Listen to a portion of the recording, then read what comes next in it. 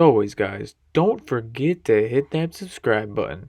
Also, hit that bell to be notified for future videos. Hello, welcome back to the fish tank, guys. I am Cole, and today we have a special. We are doing something that we haven't done in a very, very long time. We are doing a no rod to hot rod build. If you've been around the channel for I don't know, since the beginning, you guys might remember the custom cars I would build from hand. And today, we are going to bring that back with this 1934 Vicky made by Hot Wheels. Let's jump into it. Guys, so let's jump into this build. So what we have here is a 1934 Vicky made by Hot Wheels. And what we're starting with is the undrilling process. Remember, safety first. Always wear your goggles, oh my gosh, and your safety gloves. I am wearing safety goggles, but I didn't wear safety gloves. Always remember, wear safety gloves and protect yourself. So what you're going to do when you start doing these builds is you're going to take it apart by drilling out the base like you normally would. Normally, it wouldn't be this much of a struggle, but I accidentally muffed up one of the posts, and it kind of made it a struggle. With the car all undrilled, we begin cutting.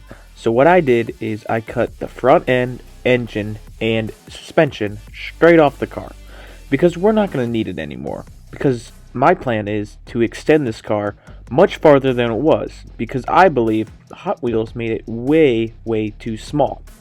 But we will be using the front grille and suspension looking piece on the front, but that'll come later. A little later down the road, I decided to just completely scrap the idea of cutting the whole thing apart and changing it. So, like I said, we kept the grille, but the thing that we're going to change is using this piece of brass and making our own base. I felt like it'd be a cooler idea to make it custom. With that now said, is we already put the car in stripper and got it stripped. As you see here, this car is covered, and I mean covered, in freaking casting lines. And I will tell you right now, I have like, I think 35 minutes worth of me doing different types of techniques and trimming and sanding and using files of stuff. So this was the best course of action I have for cleaning up all of these casting lines.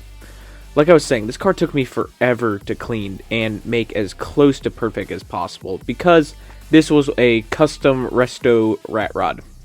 It wasn't ratty, but it was, you know what I mean, like it was a nice car. It wasn't a ratty car. So I decided I gotta make this body as smooth as possible. And again, this took me upwards of 35 to 40 minutes to complete.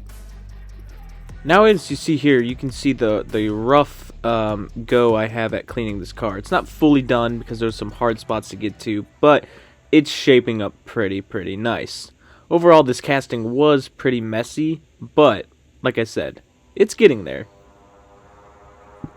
The whole body done now. Now I'm going to work on the front end, because I noticed when I was working on this car that I really muffed up the front of the firewall, and I thought it looked like crap. So I was like, you know what? Let's take the couple minutes it's going to take to grind this down, take out that imperfection, sand it, use a file, smooth it out with a wire wheel, and call it a day.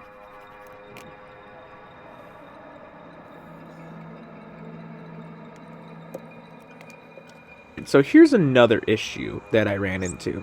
So I got rid of both the posts that this car needed to have when it was an original Hot Wheel. So as you see here, I put some super glue on the roof of the car, and I'm adding a metal pole that will be removable. I thought it was a creative idea, just to help me paint.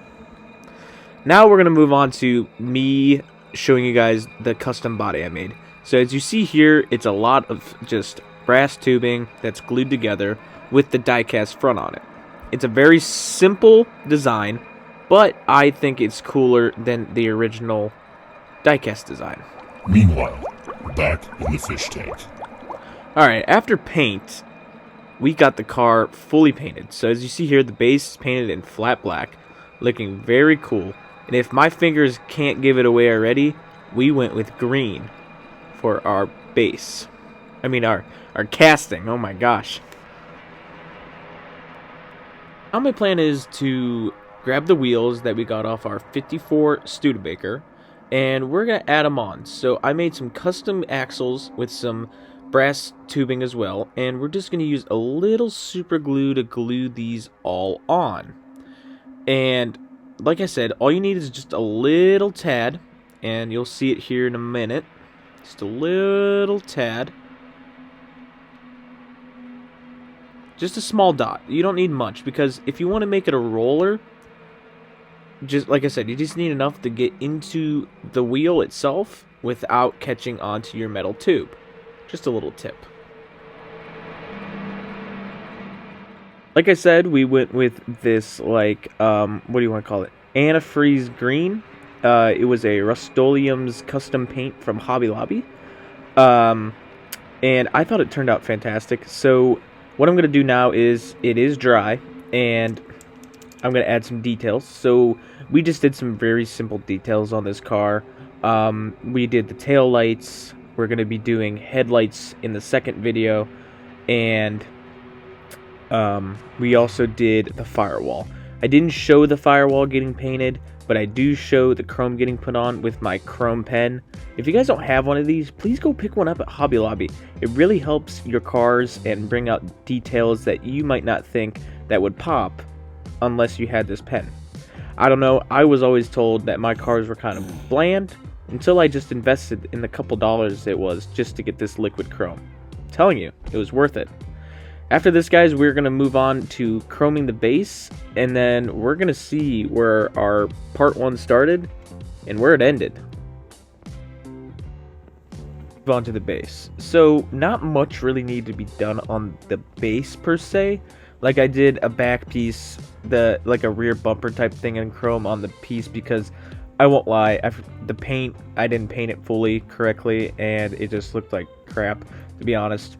But on the front, we did the grille, and we did the accent suspension pieces just to make it stand out a little bit. And I believe it does help, but then I remembered I'm going to be adding lights to it at a later date. But it still looked cool.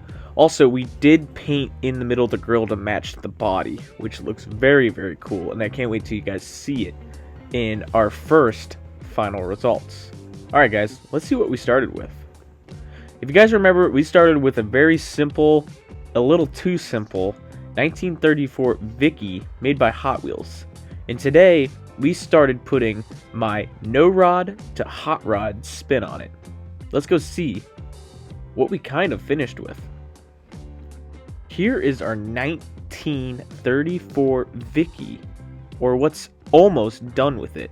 So as you guys see here, the custom base looks really cool. It really lowers the car. The engine is going to look really, really cool. Thank you, Full Custom Diecast, for providing this engine. And you can see all the details that we put in on the casting itself. So as it spins around here, you can see that I did the lights, that little bumper thing, kind of, a little bit. I think it makes it stand out a little bit. And so much more. So things that we're going to be doing next video. Next video is going to include finishing the car out, shortening the rear axle because I realize it's too long, completing the engine with full detail, and adding exhaust. Plus, to finalize it, we're going to add our glass and spruce up our interior. I wanted to get this out for you guys because I thought it was a very cool idea that I started, and I really wanted to show you. Look out for the second video, coming soon. Thank you guys for stopping by the fish tank. I'll see you in the next one.